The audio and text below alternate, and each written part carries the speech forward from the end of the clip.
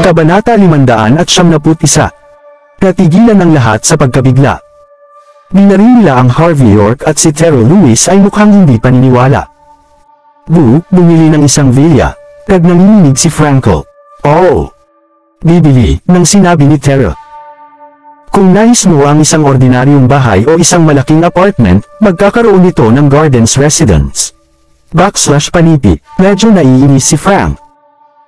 Hindi sapat ang kanyang mga ari-arian upang bumili ng bahay sa Gardens Residence, kahit na ang pinakamaliit. Hayaan ang isang villa sa Gardens Residence. Wala sa mga villa na ibinibenta ay nasa ilalim ng $16 milyong. Biglang sumabog ang tatay ni Frank sa pagtawa. Bata, gumagawa ka ng mahusay na negosyo. Marami kang natanggap na komisyon at rebate mula sa pagbili ng isang villa para sa isang tao, tama ba? Si Harvey ay isang tagapamagitan lamang sa mga mata ng Old Man Zamo. Ang katotohanan ay medyo naiinggit pa rin kay Harvey. Minsan, hindi rin siya makagawa ng 10-10. Libo-libo sa isang deal. Gayunpaman, ang live-in son-in-law na ito, na isang tagapamagitan lamang, ay nakagawa ng maraming pera. Inisip din ng mga magulang ni Terrell na si Harvey ay isang tagapamagitan na umaasa sa kanilang anak na babae upang kumita ng pera. Ang isang live-in na manugang ay talagang isang live-in na manugang. Walang kahihiyan, gayunpaman. Ang nangyari sa susunod na sandali ay itinapon ng mga ito sa karagdagang pagkabigla.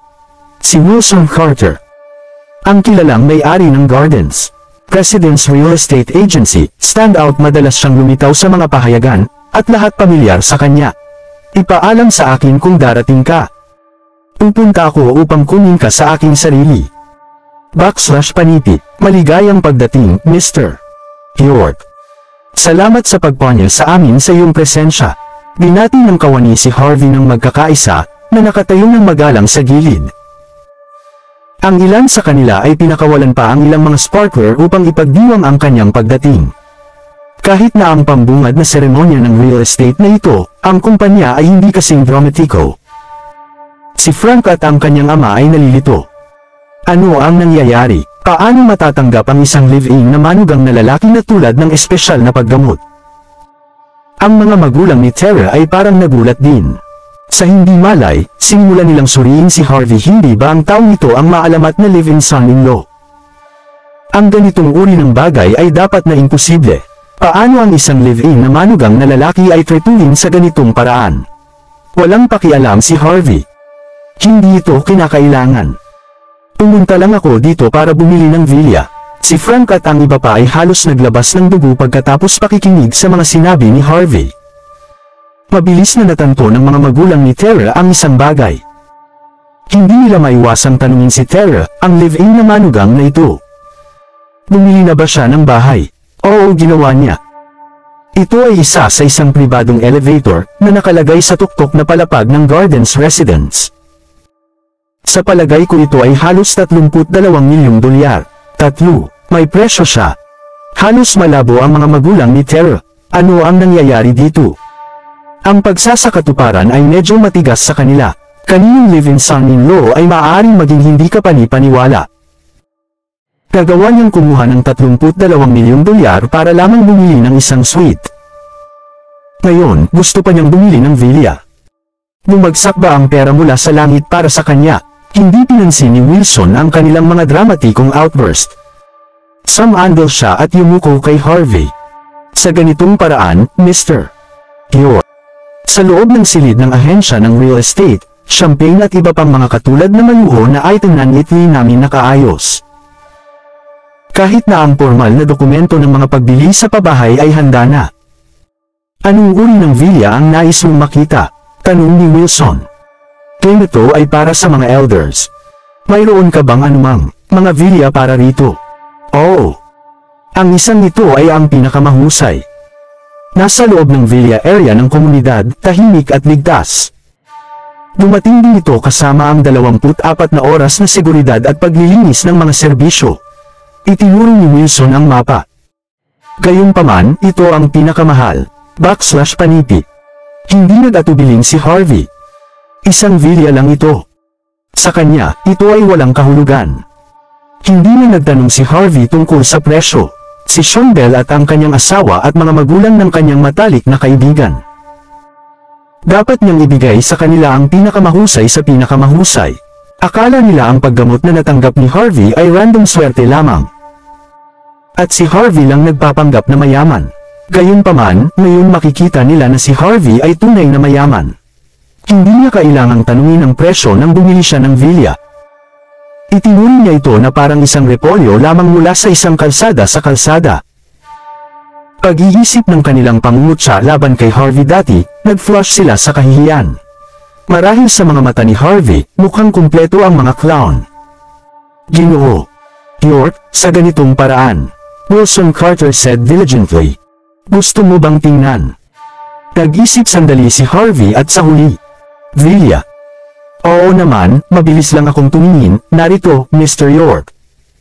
Ito ang mga guhit ng villa. Bagaman binubuo lamang ito ng 3 palapag, mabubuhay ito, at may kasamang malaking hardin din. /Panipi. Siyempre, kung nais ng iyong mga matatanda na palagwin ang mga gulay sa kanilang sarili, maaari din tayong magtrabaho kasama iyon. Si Wilson ay napakamatulungin. Pagkatapos ng lahat, ang ilang mga matatanda ay may isang libangan na tulad nito at nasiyahan sa lumalagong mga gulay. Gayon din, ang pino na palamuti ng villa ay batay sa klasikal na estilo ng Chino na kinagiliwan ng karamihan sa mga matatandang tao. Ang pamantayan ng dekorasyon ay $8,000 bawat square meter. Ang mga gamit sa bahay ay lahat ng mga matalinong aparato sa bahay na na-import mula sa Alemanya. Maaari ba tayong lumipat ngayong gabi? Tanong ni Harvey. Oo naman. Maaari akong magbigay sa iyo ng 3 babysitter, isang kasambahay, isang Toyota Alpha, at isang full-time na driver. Tulad ng para sa seguridad. Ayusin namin ang 3 mga paglilipat ng patrol araw-araw upang matiyak ang ganap na kaligtasan. Para sa pagkain. Ayusin namin ang 5-star chef na maghanda ng nutritional pagkain para sa mga matatanda. Ang menu para sa bawat linggo ay batay sa kanilang mga paboritong pagkain. Mag-ayos din kami ng isang pribadong doktor na gumawa ng isang simpleng pag-check-up tuwing kalahating buwan, at isang buong pisikal tuwing kalahati ng isang taon. Hindi masama, nasiyahan si Harvey. Ang mga hardin. Ang Residence Real Estate Agency ay tunay na ibinigay hindi magagawang serbisyo. Ginoo York, ang presyo ng villa na ito sa merkado ay $50 milyong. Ikaw ang aming pangunahing customer, kaya maaari kaming bigyan ka ng diskwento ng $3 milyong. Hindi ko ito kailangan. Hinawakan ni Harvey ang kanyang kamay. Ako lang magkaroon ng isang kahilingan. Ang aking mga matatanda ay dapat comfortable at maging madali. Tumapit ka lang sa akin kung mayroong anumang problema. Si Frank at ang natitira ay malapit ng malabo sino ang malaya. Paano niya tanggihan ang tulad ng isang kamanghamanghang diskwento? Si Wilson ay sa halip ay nagulat, ngunit mabilis niyang idinagdag, York, kahit na tinanggihan mo ang diskwento na iyon, kailangan pa naming ibigay ito sa iyo. Paano ito? Ang $3 milyong na ito ay maaaring magamit upang mag-set up ng isang pondo ng tiwala para sa iyong mga matatanda. Ang kita ay pansamantalang gagamitin upang may offset ang kanilang pang-araw-araw na gastos. Ano sa palagay mo, Mr. York, /Panipi? Binigyan ni Harvey si Wilson ng malalim na hitsura. Maaari lamang niyang aminin na ang boss ng Garden Residence Real Estate ay tunay na isang maalalahanin at matalino na tao. Hindi tinanggihan ni Harvey ang alok. Tumango siya at sinabing, sige. Gayon din, ang pagkakasunod-sunod na ito ay dapat nakasama sa pagganap ng benta ng Terra. /Panipi. Oo. Hindi mo na kailangang paalalahanan ako, Mr. York. Wilson smiled. Kinuha ni Harvey ang kanyang Amex Black Card at ibinigay ito kay Wilson upang mag-swipe ang Amex Black Card. /Panipi. Ang pagkahilo ay nagdaig kay Frank. Sino ang monster yung taong ito? Maaari pa siyang kumuha ng isang Amex Black Card. Tulad ng pag-aalala ni Frank, hindi hihigit sa 20 tao sa Buckwood ang nagmamay-ari ng naturang mga card. Nakatayo sa mga gilid, si Terrell Lewis ay walang gulo. Medyo nahilo lang siya. Tag-iisa ang utos ni Harvey nang hindi bababa sa 1.5 milyon. Hindi na niya kailangang gumawa ng ano pa man at simpleng mga kaganapan na natahimik. Nang makita na kumita si Tara ng $1 milyon, biglang naramdaman ng kanyang mga magulang na napaka-ordinaryong si Frank. Ang kanilang anak na babae ay maaaring kumita ng $1 milyon sa isang araw lamang. Para sa isang tao na may mga pag-aari ng ilang milyon lamang, siya ay ganap na wala sa kanyang liga, isa sa sentro ng lungsod, isa sa mga suburb at isa sa tabing dagat. Paano maihahambing ang lahat ng ito sa isang villa na binili ng casual? Manzamo, sa palagay ko dapat nating isantabi ang mga gawain ng ating mga anak sa ngayon. Pag-uusapan natin ito mamaya. Tumayo ang tatay ni Tara at walang awa. Ha? Hindi, ano ang mayroon sa anumang bagay? /paniti. Nang makita ni Frank na madaling kumita si Tara ng $1 milyon, determinado pa siyang manalo siya. Gayunpaman, ang mga salita ng kanyang ama ay kumalas sa kanya. Umalis ang tatay ni Tara gamit ang kanyang mga kamay sa likuran. Tulad ng tungkol kay Tara, tinulungan niya si Harvey sa mga formalidad. Pagkatapos ng lahat, ang order na ito ay binibilang sa kanya. Kailangan niyang gumawa ng isang bagay. Kalaunan sa gabi, inayos ng mga kawani ang isang bagong tatak. Elf para kay Harvey na kunin si Sean at ang kanyang asawa. Uncle, Auntie, maaari kang manirahan dito nang walang takot. Ako na ang bahala sa mga gastos. Dapat kang mabuhay ng maligaya at malusog. Hintayin mo lang ang mabuting balita mula sa akin. /paniti. Matapos mag-ayos si Sean at ang kanyang asawa, sa wakas ay kumalma si Harvey. Ang Gardens Residence Real Estate Agency ay lubos na propesyonal. Inilipat ng mga kawani ng serbisyo ang lahat ng magdamag, nagsimula silang magsagawa ng mga pisikal na check-up para sa dalawang matatanda upang may handa ang kanilang mga masustansyang pagkain at iba pang mga kaugnay na gawain. Sa pamilyang Silva, si Leon Silva ay may hawak na dokumento at tiningnan ito ng may labis na interes. Tumayo sa tabi niya si Brent Silva. Tumalikod siya at sinabi, "Prinsipe, ano ang tinitingnan mo? Mukhang nabighani ka." /paniti. Wala ito. Gayunpaman, hindi ko inaasahan ang maliit na iyon na inilatag sa nakaraan ay isa sa aktibo ngayon. Maaari kang tumingin, na tinapo ni Leon ang file kay Brent. Maingat na kinuha ito ni Brent at sinalampak ito, may nagpunta upang i-save ang mga magulang na bastard. Kahit na hindi siya si Prince York. Tiyak na mayroon siyang hindi mapaghihiwalay na relasyon kay Prince York. Prince, matalino ka talaga. Inaasahan mong mangyari ito mula noong 3 taon na ang nakalilipas. /paniti. Malamig na sinabi ni Leon na si Harvey ay hindi Prince York. /paniti. Gayunpaman, hinuhulaan ko na marahil siya ang taong lihim na nakagulong sa mga nakaraang ito. 3 taon.